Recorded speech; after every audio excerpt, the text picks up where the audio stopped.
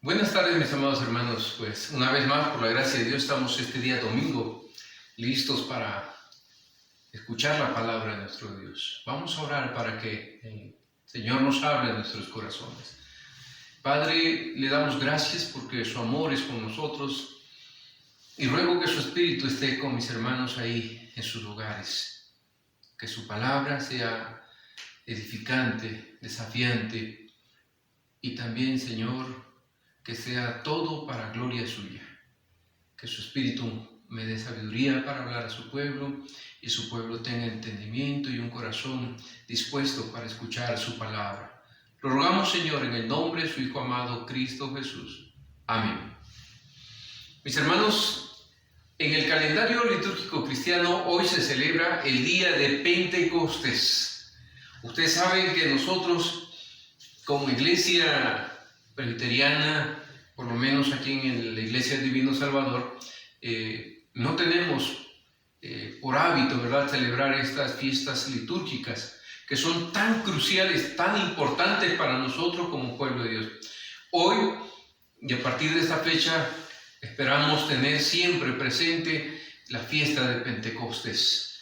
Quiero dar lectura a la palabra de Dios. Dice la palabra en Hechos 2, del 1 al 13. Cuando llegó el día de Pentecostés, estaban todos unánimes juntos. Y de repente vino del cielo un estruendo como de un viento recio que soplaba, el cual llenó toda la casa donde estaban sentados, y se les aparecieron lenguas repartidas como de fuego, asentándose sobre cada uno de ellos. Y fueron todos llenos del Espíritu Santo, y comenzaron a hablar en otras lenguas, según el Espíritu les daba que hablasen. Moraban entonces en Jerusalén judíos, varones piadosos de todas las naciones bajo el cielo. Y hecho este estruendo, se juntó la multitud, y estaban confusos, porque cada uno les oía hablar en su propia lengua. Y estaban atónitos y maravillados, diciendo: mirad, ¿no son galileos todos estos que hablan? ¿Cómo pues les oímos hablar nosotros, cada uno en nuestra lengua en la que hemos nacido? Partos, medos, elamitas, y los que habitamos en Mesopotamia, en Judea, en Capadocia, en el Ponto y en Asia, en Frigia y Panfilia, en Egipto y en las regiones de África, más allá de Cirene, y romanos aquí residentes, tanto judíos como prosélitos. Cretenses y árabes, les oímos hablar en nuestras lenguas las maravillas de Dios, y estaban todos atónitos y perplejos, diciéndose unos a otros: ¿qué quiere decir esto? Mas otros, burlándose, decían: están llenos de mosto.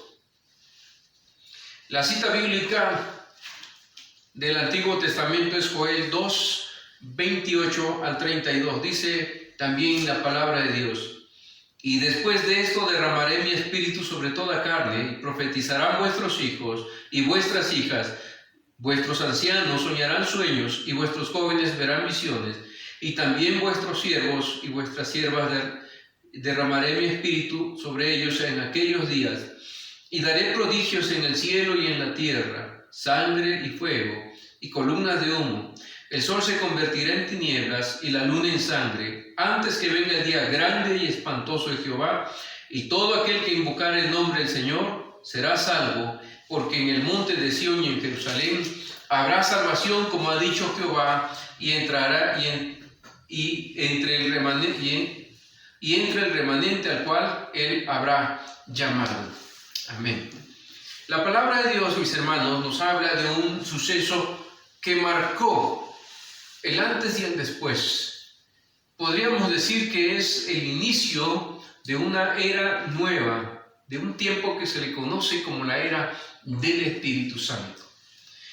Para el pueblo judío, Pentecostés, Shavuot, quiere decir, es una fiesta de la cosecha, es la fiesta que tiene lugar 50 días después de que se ha celebrado la Pascua, el Pesach. Recuerda el momento en que Dios entregó también los 10 mandamientos a Moisés. El pueblo judío celebraba y recordaba la entrega de los 10 mandamientos en esta fiesta también de Pentecostés. En el año agrícola, Pentecostés era la segunda fiesta del calendario conocida como la fiesta de la cosecha, y se celebraba 50 días después de la Pascua, donde se recordaba en la Pascua la salida de Egipto que tuvo el pueblo de Dios cuando estuvo allí como esclavo y fue llevado por nuestro Dios 40 años por el desierto. Esto se recordaba en esta fiesta de las cosechas o fiesta de Pentecostés. En Pentecostés los primeros frutos de la cosecha se ofrecían a Dios como una ofrenda. Los primeros frutos se traían, estas primicias de las cosechas se traían y se hacía una gran fiesta y comían todos juntos. La fiesta de Pentecostés también ponía término a las festividades agrícolas. Lentamente esta fiesta se fue asociando a ese recuerdo de la transmisión de las tablas de la ley a Moisés, es decir, todo lo que fue el eje fundante de la religión judía. La fiesta de la cosecha se convirtió entonces en la celebración de la antigua alianza entre el Señor y su pueblo. Así que esta fiesta era sumamente simbólica, no era solo un asunto de alegría por el hecho de que habían alimentos, abundaban los frutos de las primicias que se traían de la cosecha y de la cual participaban y comían juntos. Esto ya de por sí era un acto celebrativo, una fiesta en realidad. Usted sabe, mis hermanos, la tristeza que produce cuando un campesino, ¿verdad?, ha sembrado y la lluvia no llega y el fruto no se da o se malogra con frutos muy pequeños, etc. Es importante mirar esta parte. Entonces es una fiesta celebrativa el Pentecostés, pero en el pueblo judío se ligó al tema de la entrega de la ley en el monte Sinaí y de la alianza que hizo Dios con su pueblo. No olvidemos esto es muy importante. El cristiano, por su parte, celebra Pentecostés 50 días también después de la Pascua. Y la Pascua es la conmemoración de la resurrección de Cristo.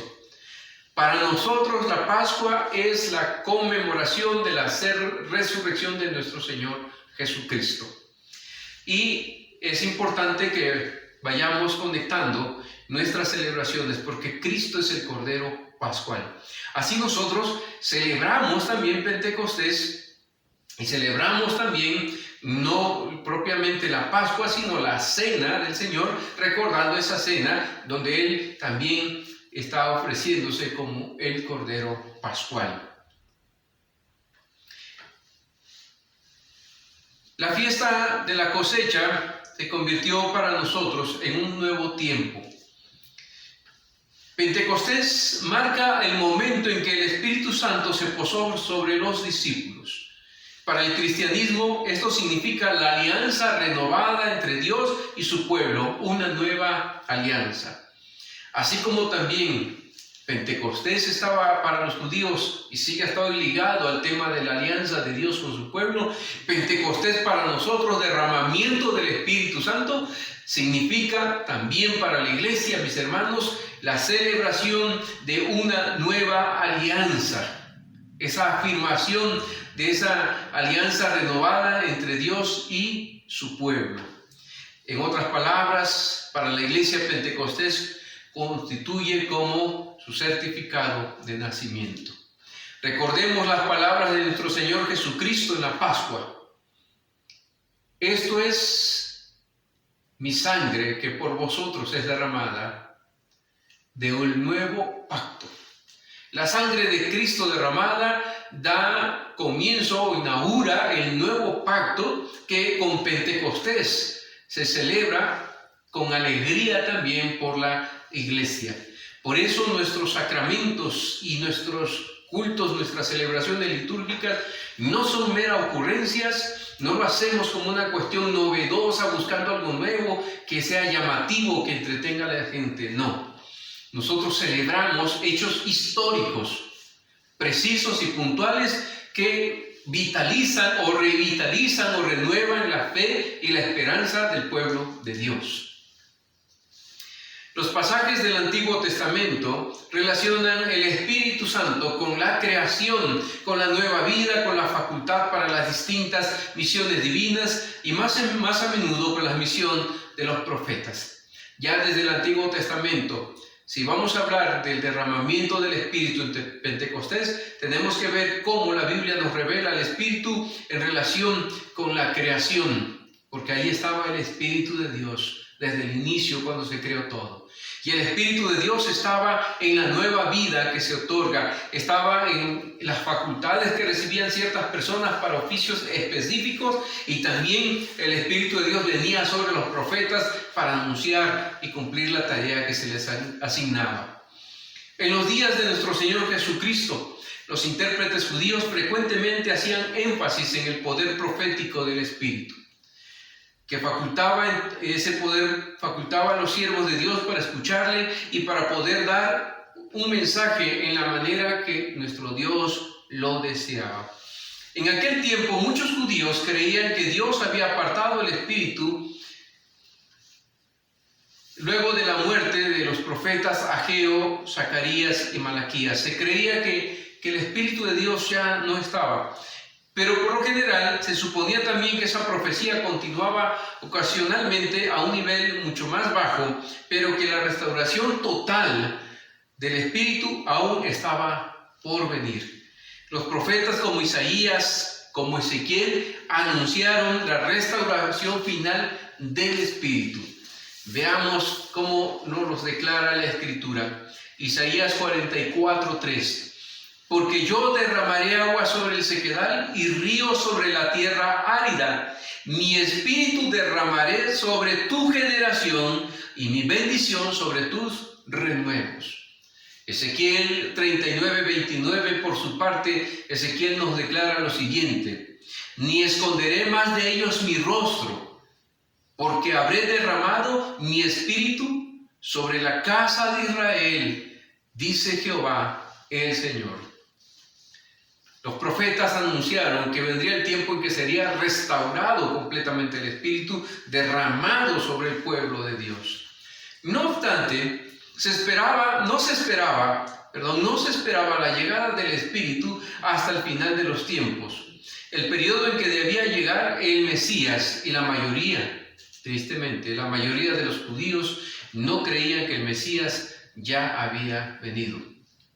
El apóstol Pedro, por lo que leímos nosotros en Hechos 2, reconoce la venida del Mesías en la persona de Jesús, y que el Espíritu, quien facultó a los profetas en el Antiguo Testamento, estaba ahora completamente activo dentro del pueblo de Dios. Pedro eligió un texto del Antiguo Testamento sobre el esparcimiento del espíritu de profecía. Y leímos hace un momento, Joel 2, 28 al 32. Y después de esto derramaré mi espíritu sobre toda carne, y profetizarán vuestros hijos y vuestras hijas. Vuestros ancianos soñarán sueños y vuestros jóvenes verán visiones. Y también sobre los siervos y sobre las siervas derramaré mi espíritu en aquellos días. Y daré prodigios en el cielo, en la tierra sangre y fuego y columnas de humo. El sol se convertirá en tinieblas y la luna en sangre, antes que venga el día grande y espantoso de Jehová. Y todo aquel que invocare el nombre de Jehová será salvo, porque en el monte de Sión y en Jerusalén habrá salvación, como ha dicho Jehová, y entre el remanente al cual él habrá llamado. Mis hermanos, para dejar en claro que Joel se refería al tiempo final, el apóstol Pedro agregó palabras adicionales para explicar la cita de Joel. Y él puso allí estas palabras: en los postreros días, según el verso 17 de Hechos 2, donde leímos hace un momento. Ustedes pueden corroborar, en el verso 17 dice: y en los postreros días dice Dios. Eso, y en los postreros días dice Dios, es lo que Pedro añadió, interpretando, porque él sabía que Jesucristo era el Mesías. Recordemos que Pedro fue quien hizo esta confesión: tú eres el Hijo de Dios, tú eres el Cristo viviente, el Hijo de Dios, el Verbo encarnado. Pedro reconoció a Jesús como Mesías, por eso nunca dudó que en Pentecostés la plenitud de la restauración del Espíritu, el derramamiento del Espíritu, estaba sobre todo el pueblo de Dios. Ahora, sobre los hijos, las hijas, sobre los siervos, sobre las siervas, sobre los ancianos, ya no era algo exclusivo de algunos, sino sobre todo el pueblo bendito de Dios. Además, Pedro enseña que ya comenzaron los postreros tiempos debido a que el Mesías ya vino y también tomó posesión de su trono celestial. Porque también dijo, porque David no subió a los cielos, pero él mismo dice, dijo el Señor a mi Señor, siéntate a mi diestra hasta que ponga a tus enemigos por estrado de tus pies. Y añade, sepa pues ciertísimamente toda la casa de Israel, que a este Jesús, a quien vosotros crucificasteis, Dios le ha hecho Señor y Cristo. Amén. Dios había hecho Señor y Cristo a nuestro Señor y Salvador Jesucristo. Pedro lo interpreta así en ese discurso que está dando en el sermón después de que el Espíritu Santo ha sido derramado sobre ellos. De este modo, mis hermanos, se cumplió también todo lo que se había profetizado acerca de nuestro Señor. Dice en Joel 2:28, ¿verdad? Que habrían señales en el cielo y abajo en la tierra. Ahora, vean lo que dice Pedro en el verso 19. Y daré prodigios arriba en el cielo y señales abajo. Entonces, dice, varones israelitas, oíd estas palabras, Jesús Nazareno, varón aprobado por Dios entre vosotros, con maravillas, prodigios y señales que Dios hizo entre vosotros por medio de él, como vosotros mismos sabéis. Estas referencias que está haciendo el apóstol Pedro acerca de lo que el profeta Joel anunció, las está remitiendo a la persona misma de Cristo y hace referencia a todos los prodigios y señales que él hizo durante su ministerio y que muchos habían visto, escuchado, y no las podían negar entonces. Por eso la Escritura dice, y daré prodigios arriba en el cielo y señales abajo en la tierra. Esto a su vez significa que el tiempo de salvación del que habla Joel también ha llegado, mis hermanos. Por lo mismo, Pedro ve el Espíritu de profecía como un regalo del tiempo final. El don del Espíritu se otorga a la iglesia. Los siervos de Dios deben considerarse a sí mismos como dotados con el mismo poder que se le otorgó a los profetas en el Antiguo Testamento, como Isaías, como a Jeremías, como a Hulda, como a Samuel, como a Débora y a otros muchos más. No hay restricción. Aquel que confiesa a Jesucristo como Señor y Salvador, aquel que reconoce a Jesucristo como su Señor, juntamente con la salvación viene el don del Espíritu Santo. Mis hermanos, es hermoso saber que cuando el Espíritu iba a ser restaurado, entregado en plenitud a la iglesia, al pueblo de Dios, también significaba que el tiempo de salvación había llegado. Por eso, cuando Pedro predicó, se convirtieron 3,000 y luego 5,000. Hermanos, la iglesia debe de vivir en el poder del Espíritu. Hechos 1:8, pero recibiréis poder. Y quiero cerrar con esta parte final de la reflexión. ¿Por qué celebramos Pentecostés? Porque es el tiempo de la cosecha, es el tiempo de celebrar la vida, porque el Espíritu sigue renovando, sigue regenerando, sigue obrando nuevo nacimiento en muchos que no conocen de Dios todavía. Y más en estos tiempos de la pandemia. Porque la iglesia debe ser una iglesia que vive en el poder del Espíritu. 2 Timoteo 1:7, porque no nos ha dado Dios un espíritu de cobardía, sino de poder, amor y dominio propio. Porque no nos dio espíritu de esclavitud, sino de adopción, para el cual clamamos, Abba, Padre. Nadie debe sentirse ni solo, ni huérfano, ni abandonado, ni atemorizado. Vivimos en la era del Espíritu, el Espíritu en plenitud derramado sobre la iglesia y el Espíritu que capacita al pueblo de Dios para proclamar el Evangelio. El Espíritu de Dios es sobre la iglesia. La iglesia no se mueve en este tiempo, la iglesia no actúa en este tiempo sin la acción directa del Espíritu Divino. Si Cristo nuestro Señor echó fuera a los demonios y obró poderosamente por el Espíritu de Dios, hoy la iglesia sigue actuando bajo el poder del Espíritu. Debemos tener siempre presente estas fechas, celebrarla como iglesia en el tiempo litúrgico, el Pentecostés. Hoy es día de Pentecostés, pero no solo es un evento que debemos recordar como del pasado, mis hermanos.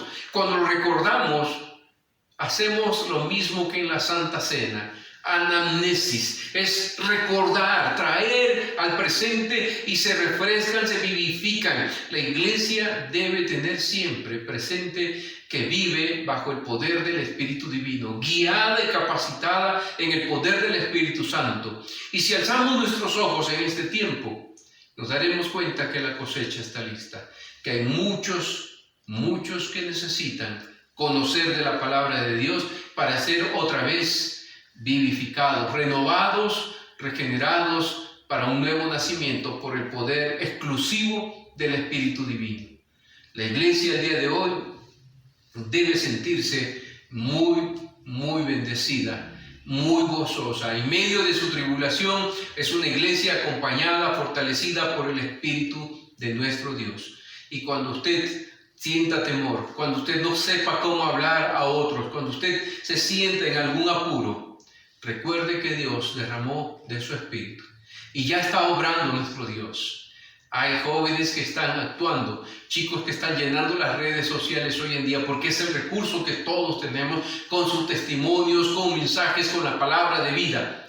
Mientras que otros llenan las redes sociales de TikTok y de tantas cosas, hay jóvenes nuestros que por el Espíritu de Dios, sin que nadie les haya dicho, por iniciativa de Dios, de su Espíritu, han comenzado a dar testimonio del poder de Dios. Y eso es importante. Este es el tiempo del Espíritu Divino. Es el tiempo de la persona de nuestro Dios, de esa tercera persona de la Trinidad, el Espíritu Divino. Mis hermanos, tan vigorosamente quiso Pedro resaltar este punto, que tomó una libertad que usaba en ocasiones los rabinos de su época y agregó estas palabras complementarias al texto bíblico, y él añadió esta palabra en el verso 18: y profetizarán. Y qué hermoso es saber que nuestros hijos y que el pueblo de Dios hoy está llamado a profetizar. Yo les invito, mis hermanos, a que usted en su hogar con sus hijos celebre allí con su familia la presencia del Espíritu. Él le convocó a este culto. Él le recuerda, le redarguye, le exhorta, le consuela. Cuando usted llora, le abraza. Ahí está el gran consolador. Dios está acompañándoles en la persona de su Espíritu Divino. Celébrelo, alégrese, porque hoy es la fiesta de la vida. El Espíritu Divino está con su iglesia. Oremos. Padre, en esta hora, Señor, como pueblo suyo estamos celebrando que su Espíritu Divino fue derramado en Pentecostés y se quedó permanentemente con la iglesia de todos los tiempos, con nosotros, los de esta generación, los de este siglo, y seguirá hasta que usted venga, Señor, porque usted no ha retirado su Espíritu. Es su Espíritu el que nos capacita, el que nos consuela, el que nos levanta, el que nos fortalece. Es su Espíritu el que ahuyenta todo miedo de nuestros corazones. Es su Espíritu el que renueva, el que recuerda, el que redarguye. Gracias, Padre, por darnos un Espíritu Divino que siga acompañándonos como iglesia. Hoy, en estos tiempos difíciles, nuestro corazón está confiado en usted. Y no porque podamos decir como algunos que decretan, que cancelan, que declaran sanidad o que no se van a enfermar. Nosotros no, Señor. Nosotros solamente podemos decir que usted nunca nos abandonará, que será fiel para acompañarnos, sostenernos, que nuestra vida le pertenece y está en sus manos, mi Señor, y su pueblo descansa en sus manos. Y usted puede disponer como quiera, Padre. Las pruebas que vengan a nuestra vida las pasaremos tomados de su mano, Dios Todopoderoso, y con la presencia ciertísima de su Espíritu Divino, que nunca dejará abandonado a su pueblo. Aún si llegara el tiempo de partir, su Espíritu nos asistiría en ese instante y nos daría la fuerza, la fe, el arrojo para enfrentar ese último momento. momento. De tal manera, Señor, que tenemos una certeza garantizada para cualquier circunstancia que nos toque vivir. Entregamos pues nuestras vidas en sus manos, mi Señor, y rogamos que usted esté acompañando a su iglesia, guardando a su iglesia, santificando a su iglesia en esta hora, en cada hogar donde están mis hermanos escuchando esta palabra y esta oración, a cada uno de mis hermanos que están en los hospitales, a cada uno de los que están enfermos o los que están trabajando, los que están en las cárceles, los que están en persecución hoy. Señor, rogamos que su Espíritu Divino vivifique, fortalezca y llene de gozo y seguridad a su pueblo en este tiempo, pues todo, Padre bueno, lo estamos suplicando en el nombre de nuestro Señor y Salvador Jesucristo. Amén. Que nuestro Dios sea con cada uno de vosotros. Que la gracia de nuestro Señor y Salvador Jesucristo, el amor eterno de Dios nuestro Padre y la comunión de su Santo y Divino Espíritu les acompañe en esta semana que inicia. Que sea con vosotros, vuestras familias, vuestros enfermos, en vuestras necesidades, con la iglesia que padece persecución y con todo el pueblo de Dios desde ahora y para siempre. Amén.